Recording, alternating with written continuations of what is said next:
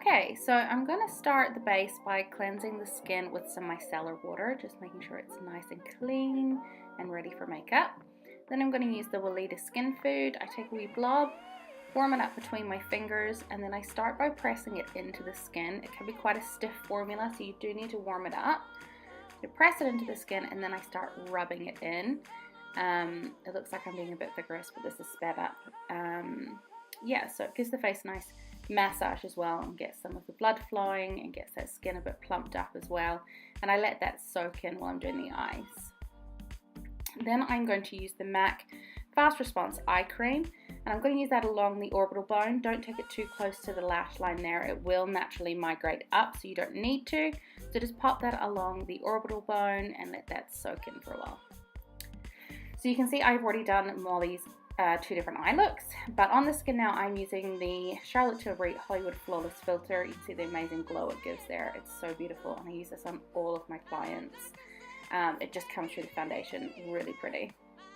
I'm now using the Tarcher Silk Canvas Primer just through the areas of the skin that maybe have a little bit of dryness or a little bit of texture, just to make sure those areas are nice and smooth. I am now going to use MAC Face and Body. This is my absolute favorite foundation. It does set to a water resistant finish as well. I find the best way to apply it is to press it into the skin or swipe it as opposed to buffing it a lot. I think if you buff it too much, it starts to get a little bit streaky and shears out a little bit too much. But you can still see that nice Charlotte Tilbury glow coming through, and the Skin Food as well. And through this foundation, you'll still be able to see little freckles and things like that. It's absolutely beautiful, and I use it on pretty much everyone. So I'm going to use the NARS Complete Matte Concealer mixed with some stretch concealer from Glossier, just to give me the texture that I like. And I'm just putting that on under the eye, and then I'm going to use my foundation brush to just press that into the skin. So I'm blending the edges, and that foundation brush still has a bit of the foundation on it.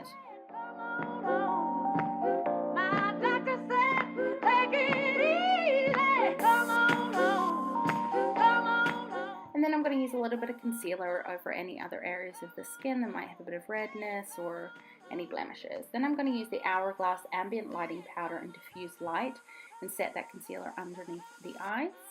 I just like the glow that it gives, and it's nice and soft.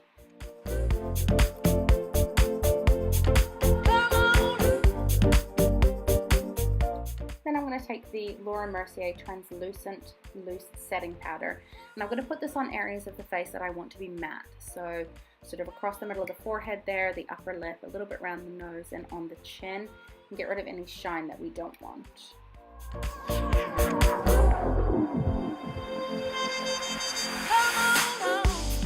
I'm taking a little bit of the Ambient Diffuse Light Powder on a big brush just over the rest of the skin to set the makeup down.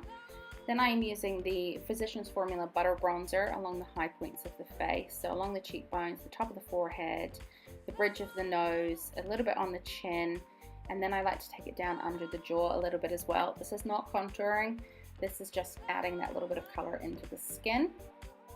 So now I'm going in with the Becca Shimmering Skin Perfector in the color Vanilla Quartz.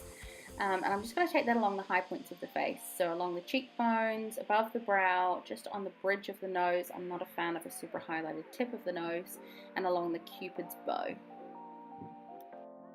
Using a touch of one of my favorite blushes, which is the Wet n Wild blush in Mellow Wine.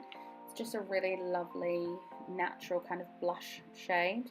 And then finally giving a wee spritz with some setting spray, fan her off, and there we go.